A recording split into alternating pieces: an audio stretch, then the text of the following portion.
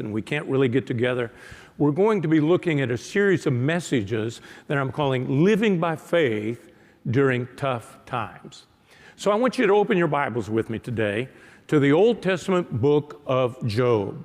Now, when you find it, it may actually look like Job, but it's Job. It's a man's name. Now, if you have trouble finding it, if you find the middle of your Bible and you turn back one book, that will be the book of Job. Now, we know that steel is forged in a fire, and we know that gold is purified in a fire. Sometimes when God wants to put steel in our soul spiritually, or He wants to purify our hearts, we go through a time of fire, and that fire is adversity or sometimes even suffering. The great illustration from that in the Bible is this man, Job. So the title of our message today is called Faith Forged in the Fire. Christians tend to like to name their children after Bible characters. There's Mary and Elizabeth and Ruth. In our family, we have two sons. Our oldest son is named Matthew after the Apostle Matthew, who wrote one of the Gospels. Our youngest son is named after Andrew, the apostle and also the brother of Peter. We have a daughter named Faith, which of course is a biblical name. We have three grandsons, and they're all named after Bible characters: Malachi, Micah, and Titus. Our granddaughters are Charity, which is a biblical name. We have a granddaughter named Elizabeth, which is named after John the Baptist. We have a Mercy, which is obviously a biblical name. We have a Lydia, who is named after the first woman baptized on the European continent.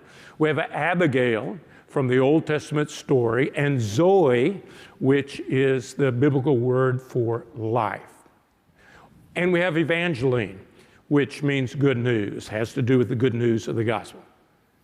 I think I got all of them in. I know that as Papa, it's going to go bad for me if I didn't mention all of them once I started. So it's not just us. There's a lot of Christian people who name their children after biblical characters.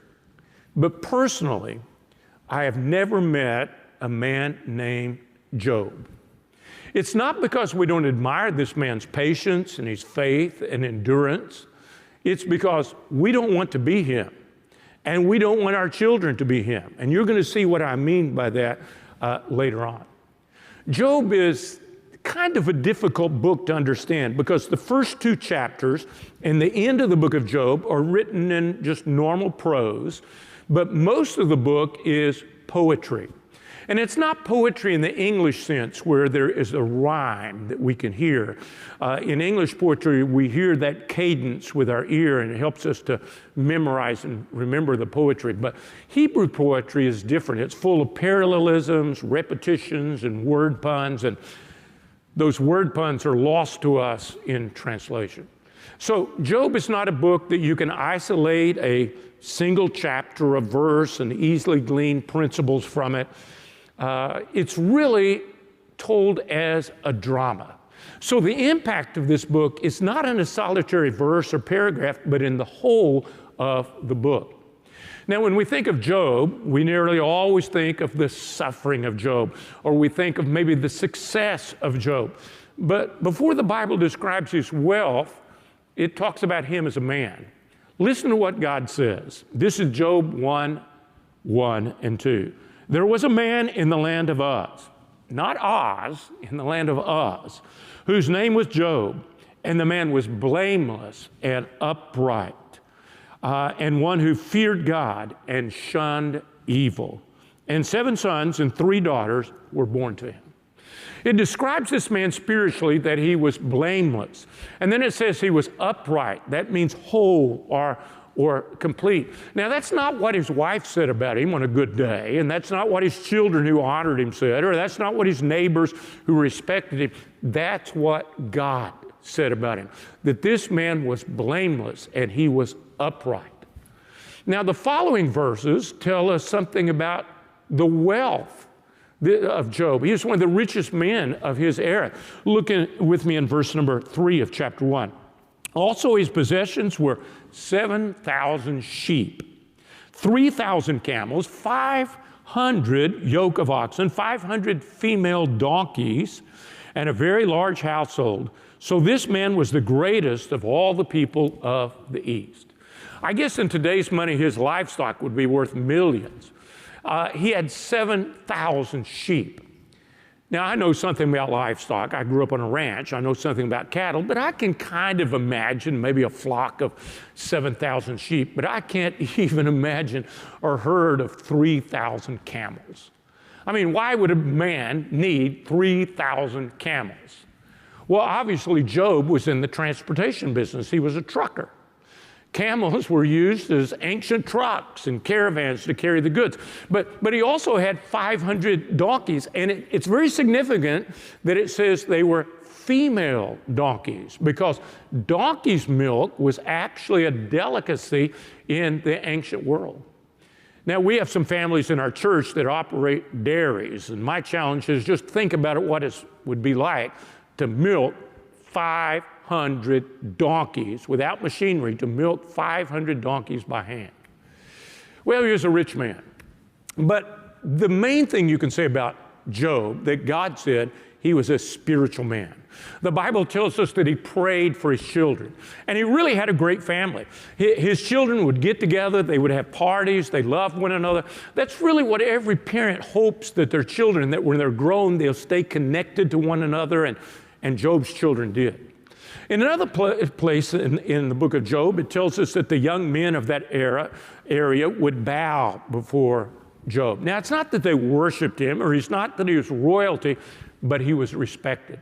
So Job was a righteous man, he was a rich man, and he was a respected man. Physically, though, it's as if there was a hedge or a fence or a wall built around Job's life. It seems like nothing bad ever happened to Job. We would say in our culture that he lived a charmed life, or biblically he lived a blessed life. But all of that changes. Chapter 1, verse number 7. And the Lord said to Satan, "From where do you come?" So Satan answered the Lord and said, "From going to and fro on the earth, and from walking back and forth on it." Then the Lord said to Satan, "Have you considered my servant Job, that there is none like him on the earth, a blameless and upright man who fears God and shuns evil?" So Satan answered the Lord and said, "Does Job fear God for nothing? Have you not made a hedge around him and around his household and around all that he has on every side? You have blessed the work of his hands, and his possessions have increased in the land. But now stretch out your hand and touch all that he has, and he will surely curse you to your face." And the Lord said to Satan, "Behold, all that he has is in your power. Only do not lay a hand on his person." So Satan went out from the presence of the Lord. This has got to be the strangest conversation in the Bible, maybe the strangest conversation of all times. It's a conversation between God and Satan. Now, Satan was originally created as this high angel of God, and he rebelled against God, and he was cast out of heaven with all of his cohorts that had rebelled against God. Now, Satan rebelled because of his pride. Now we think of Satan being cast into hell, but that's not true. God asked him, "Where have you been?" He said, "I've been walking to and fro on the earth." So he's alive and well on planet Earth. In fact, the Apostle Peter said that Satan's like a roaring lion seeking whom he may devour. But we don't typically think of God and Satan hanging out, you know. But for some reason, Satan was in the immediate presence of God, and God asked him, "Have you considered Job?" Because Job was a model of faith. He's upright. He's blameless. So then Satan questions Job's motivation. "Well, yeah, he's a great guy, God. He serves you because you bless him. I can't get to him.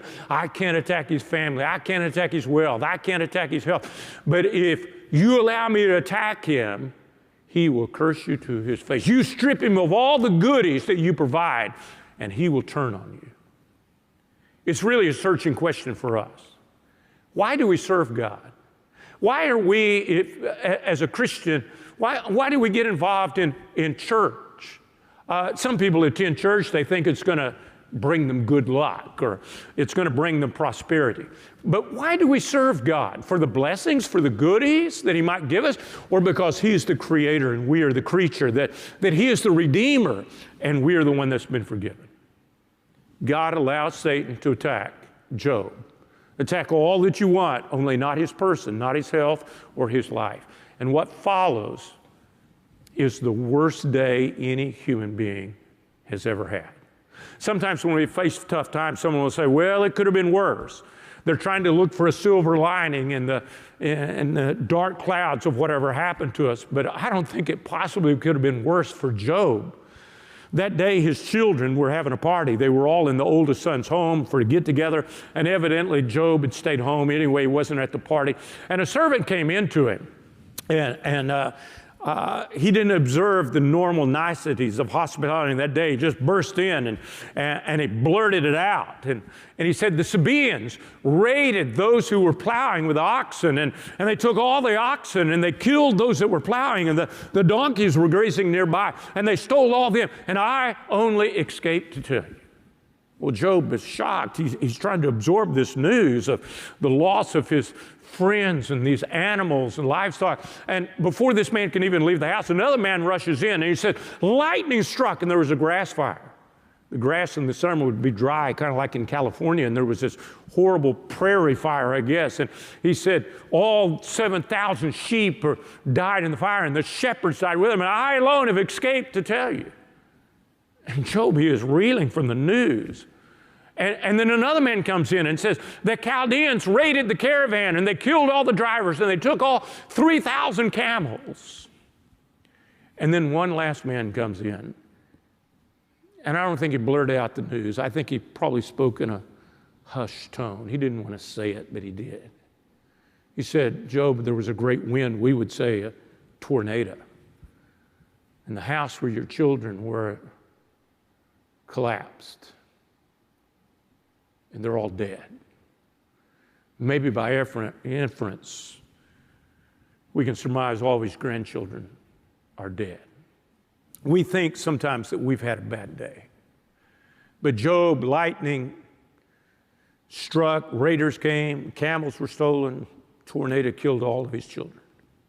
Now, Job had already faced tremendous temptation in his life. This is not the first trial of his life. You see, there's two extreme trials in life, and they're really polar opposites in our life. There's adversity, there's suffering, that's a trial, but there's also prosperity that can be a trial in our life. In the play Fiddler on the Roof, I love the character that says, if riches are a curse, then curse me, oh God, curse me. We think, well, if prosperity, if riches are a curse, I'd like to try that trial for a while. But actually, it's hard to tell which is the greater trial, adversity or prosperity. Christianity has always thrived in days of persecution and hard times, but in days of prosperity, sometimes we develop complacency or apathy or self-sufficiency sets in. But when you're flat on your back, that's when we tend to look up to God. Whether it's disease or bankruptcy or maybe even a pandemic, when the rug of life is pulled out from under you, that's when we tend to turn to God. Someone has wisely said, for everyone who can handle prosperity, there's 100 that can handle adversity. Because adversity drives us to God. Well, Job had faced the trial of prosperity and had maintained his faith, and now he faces adversity and suffering. Well, let's go back to the story, the narrative of Job. They've given him all this bad news, and he stands there flat-footed, his mouth agape. He doesn't know what to say. He's lost it all. There's no insurance in those days. He's lost his empire. The final blow is all 10 children are gone. What would your reaction be? Well, obviously, our reaction and Job's reaction, there was numbness, there was shock. But what would your first words be? Would you be angry at God? Would you curse God? Look at what Job's first words were, his reaction. This is in chapter 1 and verse number 20. Then Job arose, tore his robe. That was the custom of their day in grief. Shaved his head and fell down to the ground and cursed. No, that's not what it says. He fell down to the ground and worshiped. And he said, naked I came from my mother's womb, and naked shall I return. The Lord gave, and the Lord has taken away. Blessed be the name of the Lord. Can you imagine this reaction? It was said of Columbus and all of his trials and again suffering and getting to the New World that no one would have blamed him if he would have turned back, but no one would have remembered him either. No one would have blamed Job if his first reaction would have been anger and profanity towards God, but neither would have anyone remembered him. Job is not in the book because he suffered. There's been many people who have suffered great atrocities in life. He's in the book because of his reaction. It would have been natural for him to curse, but when he hit the ground after his knees had buckled, he hit the ground and he worshiped. This is not his reaction after months of therapy or Bible study. It's his immediate reaction because Job had learned somewhere along the way the transient nature of life, that life changes. That some days, sometimes there's good days, sometimes there's bad days in our life. Well, life changes. Job understood the one constant of life is God. He said, I came into this world with nothing, and I'm going to leave with nothing, he said. Later, he said to God, though he slays me, yet will I serve him. Satan had his answer. Job was not serving God for the goodies. Job didn't curse God. He worshiped God. The only one cursing was Satan because of Job's response. And then amazingly, there is another conversation between Satan and God. God is pleased with Job's reaction. And Satan says to God, and in fact, I think he nearly hissed it. He said, literally, skin for skin. Man will give all he has for his life. Let me touch his body, and he will turn on you and curse you to your face. And God said, okay. You can touch his body, but spare his life. You see, Satan didn't get it. He thought he'd up the ante. He thought, oh, the worst thing ever for a human being would be disease. He didn't get it. There's nothing worse than standing at the fresh grave of 10 dead children. But Satan struck his body. We don't know what it was, what kind of disease. Medical scholars have debated it. It was maybe boils or some kind of sores. Some have said, well, it was smallpox, elephantitis, chronic eczema, psoriasis, melanoma, leprosy. We don't know, but we know it was painful. He couldn't get comfortable. He hurt when he lay down, when he sat up, when he walked. He was deathly ill. Look at what his wife said to him. This is in chapter 2 and verse number 9. This is his wife, the one who loves him the most. Then his wife said to him, do you still hold fast to your integrity? Curse God and die. But he said to her, you speak as one of the foolish women. Shall we indeed accept good from God, and shall we not accept adversity? And all this Job did not sin with his lips. I think that sometimes we as Christians and even Bible scholars give Job's wife a bad rap. I mean, she shouldn't have said what she said. She should have demonstrated faith. I get that. But hers was a very human reaction because she had lost everything as well. They were basically bankrupt. They lost everything. She was childless, maybe homeless. She thought her husband was dying. And that was her reaction. It'd probably be our reaction. In the next act of this drama, he has 3 friends that come to him. And they sat with him. They sympathized. At first, they didn't say anything. For 7 days, they just sat with him, commiserated in his suffering. They hardly recognized him. His body was covered in sores. His body was swollen. And then they felt the need to explain what was happening theologically, and they spoke. And they gave Job horrible advice. Let me tell you. There's no end to the line of people that will give you bad advice during days of suffering. There's no end to the line of Christian people that will give you non-biblical advice during days of suffering. Like someone's having a tough time in their marriage and someone says, well, I'd leave the bond, instead of trying to rekindle the romance. You see, his friends thought grief was a problem to be solved instead of a pain to be endured. A great deal of the book of Job is a record of this conversation between Job and these three friends. Essentially, they said, there must have been some dark, hidden sin in your life, Job, or this wouldn't have happened. They connected sin and suffering. I guess they had not read the book of Job. That God had said this man is blameless. He is upright. Look at what they said. This is typical of what they said throughout the book. This is in Job 22, verse 21. They said, now acquaint yourself with him. Acquaint yourself with God and be at peace. Thereby good will come to you. They said, get right with God and you'll be healthy and wealthy. None of these bad things are going to happen to you. Now, sin and suffering are connected in a universal sense. Because of Adam's sin, there's death and there's disease and brokenness, in our world, but it's not connected specifically to our sin. Oh, in the sense that we reap what we sow, there's consequences sometimes for our behavior, but sin and suffering was not connected in Job's life. But they insisted, Job, where there's smoke, there must be fire. There's some deep sin in your life, Job, and it must be a doozy because God is ticked off at you. God, though, had a higher purpose for Job than health or wealth. God is allowing his faith to be tested. Not so that God will know. God already knew his heart. And I don't think it's even so Satan will know. It's so Job will know. We say that we believe, but we don't know how precious our faith is. We don't know how important faith is until we face hard times. Till we're locked up in our homes in a pandemic, or there's economic collapse, personal disease, or loss of a loved one, or there's the sound of screeching brakes and breaking glass, or a doctor gives us the news of a terrible diagnosis. When the veneer of the goodies of our culture are stripped away, then we get how important our faith is.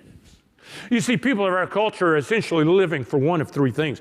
Our culture lives for money, for health, for love. That's it. Money, health, that has to do with recreation, love, has to do with family.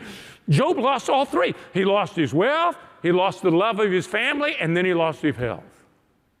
Now, I wish I could say to you that Job's initial reaction was his continual reaction, but it wasn't. He actually, throughout the book, became very pessimistic, perhaps even bitter. He begins to question God. I don't think he questions God's sovereignty. He doesn't question God's right to run the universe, but he wants an explanation of why this has happened, why it's happened to him. Chapter 3 of Job is no one's favorite chapter in the Bible.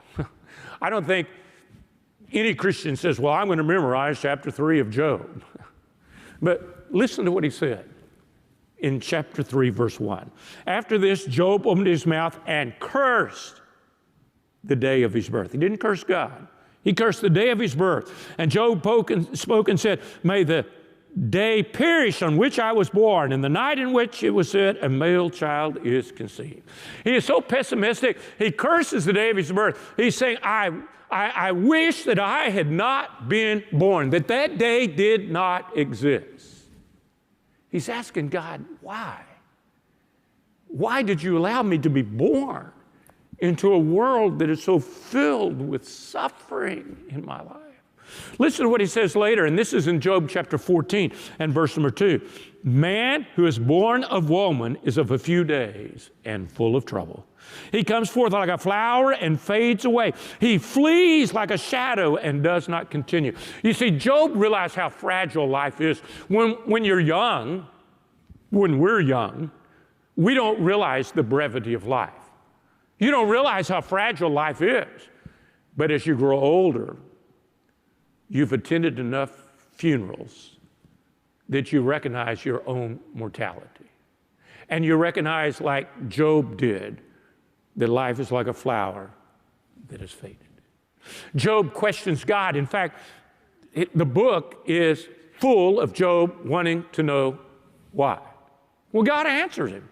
This is in chapter 38 of Job. and beginning verse number 4. God says to Job, where were you when I laid the foundations of the earth? Tell me if you have understanding. Who determines this measurement? Surely you know, God speaking sarcastically. Or stretched the line upon it to what were his foundations fastened, or who laid his cornerstones? When the morning stars sang together and all the sons of God, the angels, shouted for joy, or shut in the sea with doors, when it burst forth and issued from the womb, when I made the clouds its garments and thick darkness its swaddling band. It's poetic language, but God's saying, where were you, Job, when I created the universe? When I created the universe and I put the earth out there in space, I don't remember you being there, Job. Job got it. That God is above and beyond us. And he begins to grasp who God is, his greatness, his grandeur, his vastness, his sovereignty, that he's in control. That was part one of a wonderful message looking at the book of Job. Pastor Roger, you made a really great statement about how prosperity oftentimes is just as much of a trial as adversity is. Well, we don't think of it that way, but No. it really can be, because in days of prosperity, sometimes we become so self-sufficient. Yep. And we don't even think of God. We kind of push him to the back of our mind. In days of adversity, I mean, when we're kind of knocked down, that's when we tend to look up. Oh, yeah. But Job faced both. He was extremely wealthy, prosperous, but then he faced great suffering in his life. And the reality is, we all do that at different times in our life, because there's good days, and there are bad days. But the key is, no matter what comes in life, to realize that we need to depend upon God. Mm-hmm. We need to trust in God and live by faith. Live by faith. Yeah. Maybe you're watching today and you have some questions. You're going through a trial. You need someone to pray with you. All of our information is at the bottom of the screen, and we would love to reach out and help you how we can. Pastor Roger, thank you so much. I'm looking forward